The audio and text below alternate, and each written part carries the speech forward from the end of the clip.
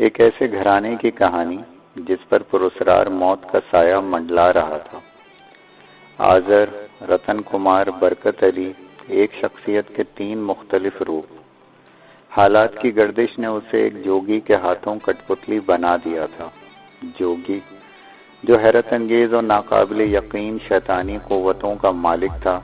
وہ انمول شے کیا تھی جس نے جوگی کو بھی دیوانہ بنا دیا تھا؟ کفر اور ایمان کے درمیان جنم لینے والی ایک پراسرار کہانی۔ وہ کالی طاقتوں کے نشے میں چور بلوان بننے چلا تھا۔ اس نے موت کو سامنے دیکھ کر اپنا دین اور ایمان جوگی کے ہاتھ بیچ دیا تھا۔ ننگا ملنگ کون تھا، کہاں سے آیا، مہان بننے کی خواہش اسے لے ڈوبی تھی۔ اگر آپ نے اس کہانی کو شروع سے نہیں سنا تو ڈسکرپشن میں اس کہانی کی پہلی قسط کا لنک آپ کو مل جائے گا۔ آئیے چلتے ہیں کہانی کی اگلی قسط کی طرف۔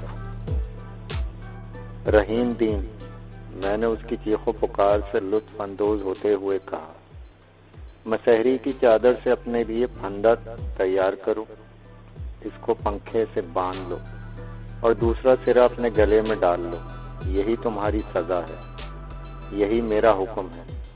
پھر وہی ہوا جو میں نے چاہا تھا۔ رحیم دین نے میری ہدایت کے مطابق خود کو پنکھے سے لٹکا کر خودکشی کر لی۔ اس کا جسم کچھ دیر تک ہوا میں پھڑ پڑایا، پھر اس کی گردن کا منکا ٹوٹ گیا، اس کی آنکھیں بے نور ہو کر حلقے سے باہر آ گئیں۔ میں بیگ اٹھا کر اس کی خوابگاہ سے فاتحانہ انداز میں نکلا۔ جوگی سیتا رام کی لازوال طاقت مجھے کنٹرول کر رہی تھی۔ میں ایک دوسری خوابگاہ میں داخل ہوا جہاں 0 پاور کا ایک نیلا بلب روشن تھا۔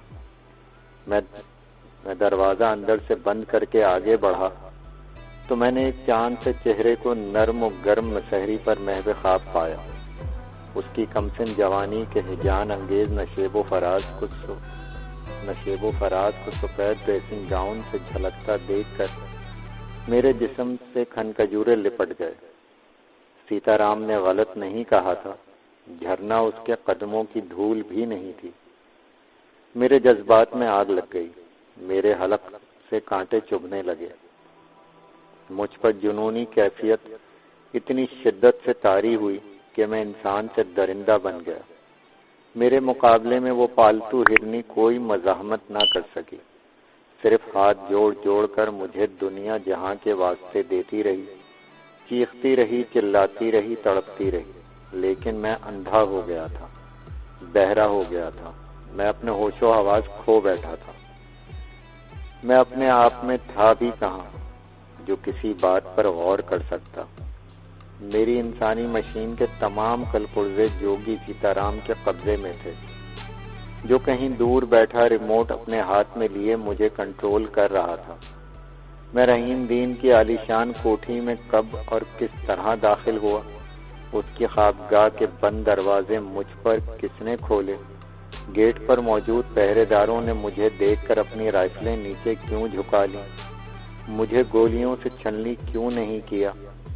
رحیم دین نے اپنی زندگی بھر کی کمائی ہوئی حرام کی دولت میرے قدموں میں اتنی خاموشی سے کیوں ڈال دی۔ میں نے اس کی پھول جیسی نازک اور مخملی جسم والی لڑکی کو اپنی وحشت اور جنون کے قدموں تلے رون ڈالا، مسل دیا، لیکن اس کی چیخ و پکار کی آوازیں کسی کے کانوں تک نہیں پہنچی۔ کیا مکان کے ساتھ ساتھ مکینوں کی نظروں پر بھی پٹی بند گئی تھی؟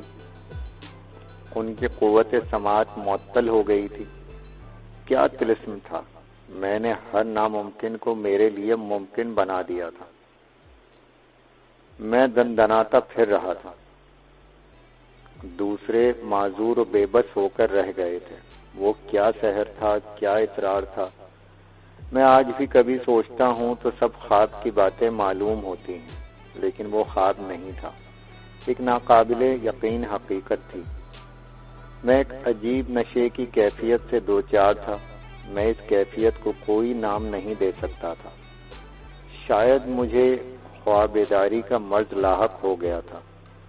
مجھے کسی بات کا مطلق ہوش نہیں تھا۔ پھر میں نے تھکے ہوئے انداز میں خود کو بستر پر گرایا۔ میرا ذہن کیف و مستی کے عالم سے سرشار تھا۔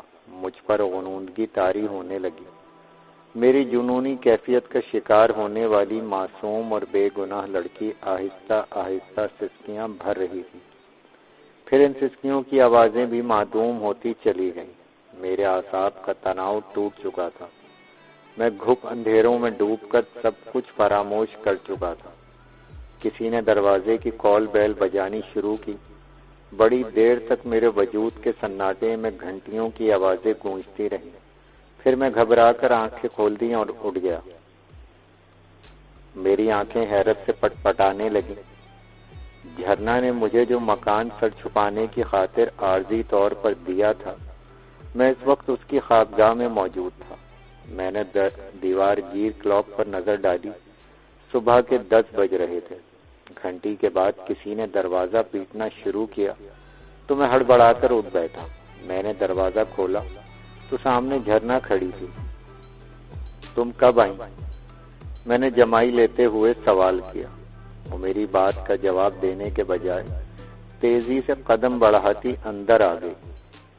اس نے دروازہ بند کر دیا۔ میں نے اسے غور سے دیکھا۔ وہ کچھ پریشان اور الجھی نظر آ رہی تھی۔ کیا بات ہے؟ میں نے ایک ممکنہ خطرے کے پیش نظر سوال کیا۔ کیا کرنل کو علم ہو گیا کہ میں یہاں موجود ہوں؟ جہنم میں گیا کرنل، وہ الجھ کر بولی۔ پھر مجھے سر سے پاؤں تک گھورتے ہوئے پوچھا، کل جب میں تمہیں یہاں چھوڑ کر گئی تھی اس کے بعد تم کہیں باہر گئے تھے؟ نہیں، میں نے سپاٹ لہجے میں جواب دیا۔ جھرنا کو دیکھنے کے بعد مجھے ایک لمحے کو یہ خیال ہوا کہ میں نے رحیم دین کے سلسلے میں کوئی خواب ہی دیکھا تھا۔ شاید وہ اس سے میری نفرت کا رد عمل تھا جو مجھے رات بھر پریشان کر رہا تھا۔ تم نے کل سے اب تک کچھ کھایا پیا بھی نہیں؟ جھرنا نے حیرت سے دریافت کیا۔ اس کی حیرت میں تجسس بھی شامل تھا۔ نہیں، میں طویل انگڑائی لے کر لاپرواہی سے بولا۔ میرا خیال ہے کہ تم نہ آتی تو شاید ابھی میں 2-4 گھنٹے اور سوتا ہی رہتا۔ جھرنا کے چہرے پر الجھن اور پریشانی کی ملی جلی کیفیت طاری تھی۔ وہ کسی بات سے پریشان تھی، لیکن مجھ سے چھپانے کی کوشش کر رہی تھی۔ کیا بات ہے؟ میں نے اس کی کمر میں ہاتھ ڈال کر بے تکلفی سے پوچھا۔ تم اس وقت موڈ میں نظر نہیں آ رہی ہو۔ ہاں، کچھ ایسا ہی معاملہ ہے۔ مجھے نہیں بتاؤ گی؟ میں نے پیار سے اس کی آنکھوں میں جھانکا۔ میں نے ابھی کچھ دیر پیشتر رحیم دین کو اس کے آفس فون کیا تھا۔ اس نے مجھے ٹٹولتی نظروں سے دیکھتے ہوئے قدرے سنجیدگی سے کہا، اس سے تمہارے سلسلے میں بات کرنا چاہتی تھی۔ پھر کیا اس نے تمہارا حکم ماننے سے بھی انکار کر دیا؟ میں نے ہلکا سا طنز کیا۔ وہ آج سرے سے دفتر آیا ہی نہیں۔ جھرنا نے پریشان لہجے میں اپنی بات جاری رکھی۔ اس کے پی اے نے مجھے اطلاع دی ہے کہ رات اس نے پنکھے سے لٹک کر خودکشی کر لی۔ میرے ذہن میں ایک دھماکہ ہوا۔ جھرنا کی زبان سے نکلا ہوا ایک ایک لفظ میرے ذہن پر ہتھوڑے برسا رہا تھا۔ مجھے وہ منظر یاد آ گیا جب میرے کہنے پر رحیم دین نے اپنے بستر کی چادر کو گلے میں باندھ کر خود کو سیلنگ فین سے لٹکا دیا تھا۔ حلقوں سے ابھری ہوئی اس کی آنکھیں میرے ذہن میں چکرانے لگی۔ میری آنکھوں کے سامنے وہ تمام مناظر رقص کرنے لگے جو میں نے خواب سمجھے تھے۔ میری پیشانی پر پسینے کی نمی آ گئی۔ تم کیا سوچنے لگے؟ جھرنا نے میرے چہرے کے تاثرات کو بغور دیکھتے ہوئے کہا۔ اب شاید میرا کیس اور الجھ جائے گا۔ میں نے گول مول جواب دیا۔ بھول جاؤ ملازمت کو، اس نے اپنائیت سے کہا۔ میری اپنی کمائی ہوئی دولت بینک میں پڑی سڑ رہی ہے، وہ کس دن کام آئے گی؟ جھرنا، میں نے اس کی پیشکش نظر انداز کرتے ہوئے سنجیدگی سے پوچھا، کیا تم نے رحیم دین کے گھر فون کیا تھا؟ ہاں، لیکن تم اس کی خودکشی کی خبر سن کر اس قدر؟ میں جاننا چاہتا ہوں کہ اس کی خودکشی کا سبب کیا ہے۔ میں نے اس کی بات کاٹ کر اصرار کیا۔ پلیز تم میری خاطر معلوم کرنے کی کوشش کرو تم کس نتیجے پر پہنچے۔ وہ پھر مجھے کریدنے لگی۔ تم فون نہیں کر سکتی تو رہنے دو، میں نے الجھ کر کہا۔ میں کسی اور ذریعے سے معلوم کر لوں گا۔ جھرنا نے میری کیفیت کو محسوس کرتے ہوئے کوئی جواب نہیں دیا۔ باہر آ کر فون کا ریسیور اٹھایا اور رحیم دین کے گھر کا نمبر ڈائل کرنے لگی۔ میرے دل کی دھڑکنیں ہر لمحہ تیز سے تیز تر ہوتی جا رہی تھیں۔ کچھ دیر تک جھرنا دوسری طرف سے فون اٹھانے والے سے بات کرتی رہی، پھر ریسیور رکھ کر بولی، گھر والے کسی ایک اہم بات کو چھپانے کی کوشش کر رہے ہیں، پولیس کی تفتیشی ٹیم اپنا کام کر رہی ہے۔ جھرنا کا جملہ میرے ذہن میں کسی بچھو کی طرح ڈنک مارنے لگا۔ میں سمجھ گیا وہ اہم بات کیا ہوگی۔ انہوں نے وقتی طور پر 2 اور 2 4 کرنے کی کوشش کی ہوگی۔ رحیم دین کی خودکشی کی واردات کو جوان بیٹی کی آبرو ریزی سے منسوب کیے ہی سوچ رہے ہوں گے۔ انہوں نے کوٹھی کے پہرے داروں کو حراست میں لے لیا ہوگا۔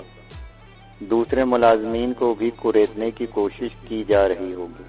یکے کے بعد دیگر ہونے والی 2 سنگین وارداتوں نے پولیس اور بااثر حلقوں میں کھلبلی مچا دی ہوگی۔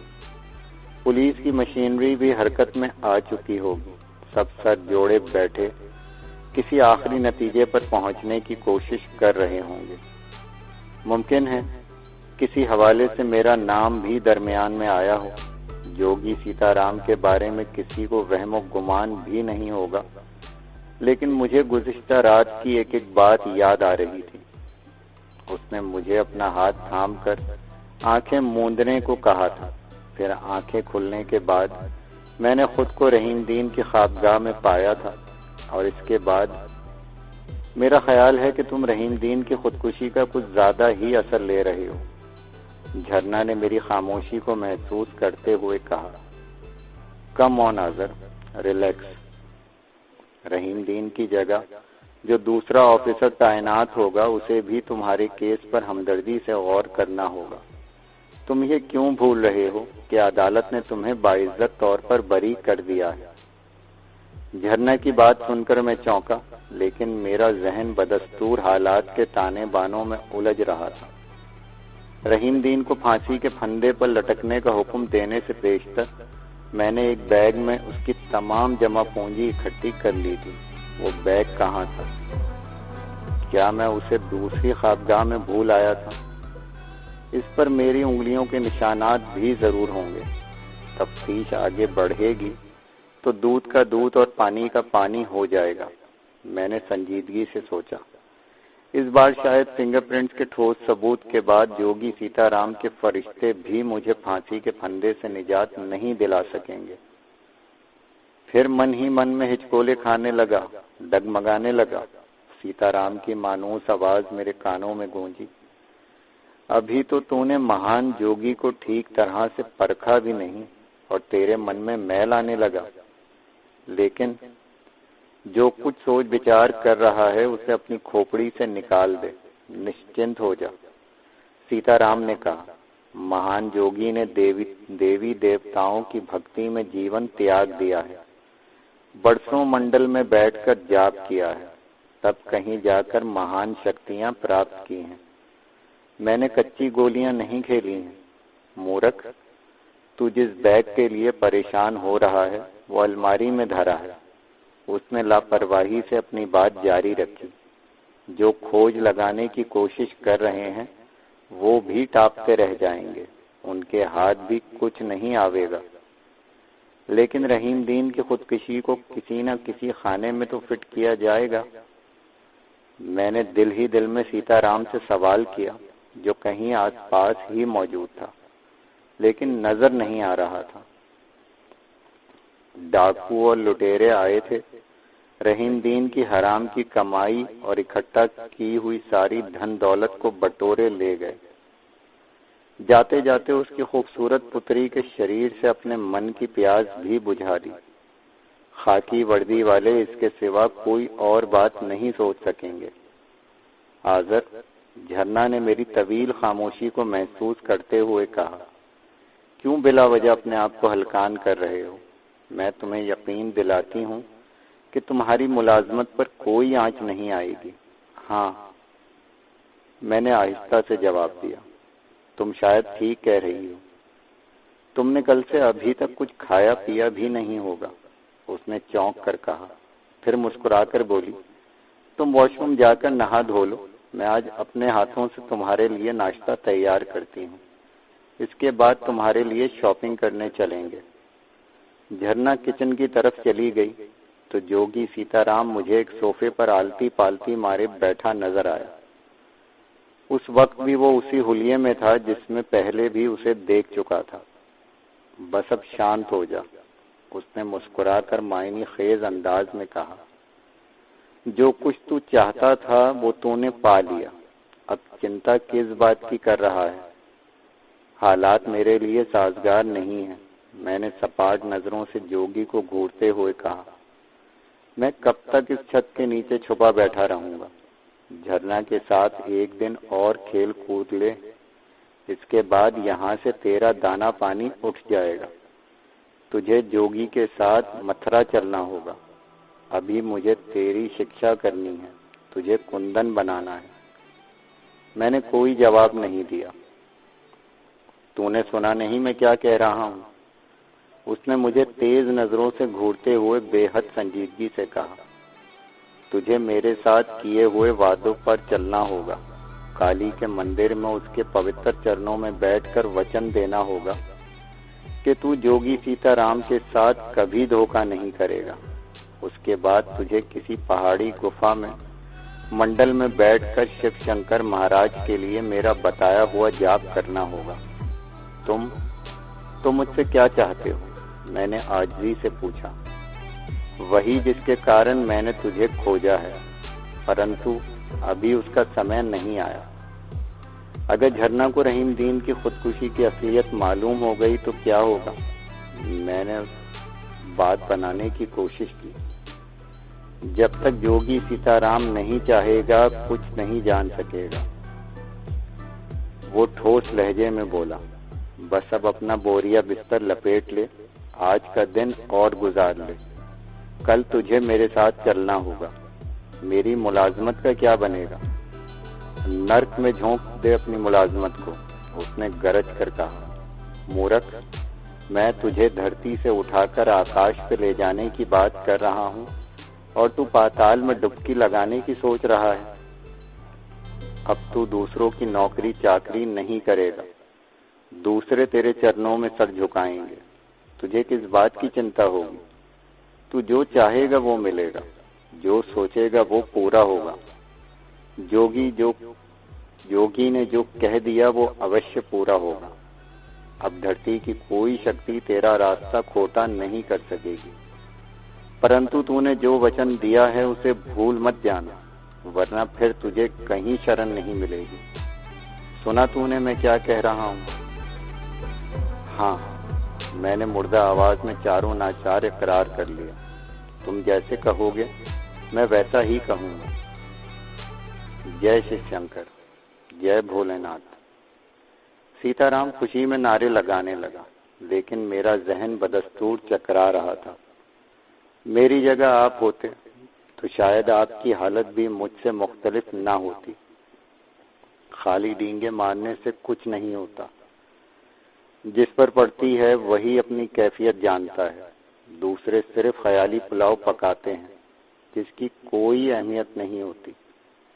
جوگی سیتا رام خاصی دیر تک مجھے میرے مستقبل کے بارے میں سہانے خواب دکھاتا رہا۔ میں خاموشی سے اس کی بات سنتا رہا اور اس وقت کو کوستا رہا جب میں نے اپنے اوپر ہونے والے مظالم سے گھبرا کر زندہ رہنے کی خاطر سمجھوتا کر لیا تھا۔ جھرنا کچن سے ناشتے کی خوبصورت ٹرے گھسیٹتی ہوئی نمودار ہوئی تو جوگی سیتا رام نظروں سے اوجھل ہو گیا۔ میں نے سکون کا سانس لیا، لیکن وہ سکون زیادہ پائیدار نہیں تھا۔ کمرے میں آ کر جھرنا نے مجھے تفکرات میں ڈوبا دیکھا تو اس نے حسن کا جادو جگانا شروع کر دیا۔ حسن کی حشر سامانیاں بڑی سکون بخش ہوتی ہیں۔ اس کے بدن کی خوشبو نے مجھے پھر بے نیاز کر دیا۔ وہ میرے قریب بیٹھ کر چائے بنانے لگی۔ ہم دونوں نے ایک ساتھ ناشتہ کیا۔ وہ اصرار کر کے مجھے کھانے پر اکساتی رہی۔ میں کسی اور خیال میں ڈوب گیا۔ اس روز مجھے بڑی شدت سے اپنی تنہائی کا احساس ہو رہا تھا۔ مجھے کمال بینرجی کی یاد آ رہی تھی۔ اس نے پہلی ملاقات میں مجھ سے میری شادی کے بارے میں پوچھا تھا اور پھر مشورہ دیا تھا کہ کوئی اچھی سی لڑکی دیکھ کر اپنا گھر بسا لوں، مگر حالات نے مجھے اس کی اجازت نہیں دی۔ والدین کی حادثاتی موت نے میری کمر توڑ دی تھی۔ پہلے میں اپنے قدم جمانے کی کوشش کرتا رہا، پھر غم روزگار کی فکر ستانے لگی۔ ملازمت ملی تو میری ایمانداری میرے راستے کی دیوار بن گئی۔ میرے نصیب میں شاید صرف پریشانیاں رقم کر دی گئی تھیں۔ میں نے تنگ آ کر پٹنہ کو خیر بات کہہ دیا۔ ڈپٹی بشیر علی نے مجھے سمجھانے کی کوشش بھی کی کہ جب کہیں انسان کا دانہ پانی اٹھ جائے تو پھر قدم جمانا مشکل ہو جاتا ہے۔ میں سکون کی تلاش میں ڈھاکہ آ گیا، لیکن یہاں بھی حالات کے نشیب و فریب نے مجھے سنبھلنے کا موقع نہیں دیا۔ میں اسے قسمت کی بدنصیبی سے تعبیر کروں گا۔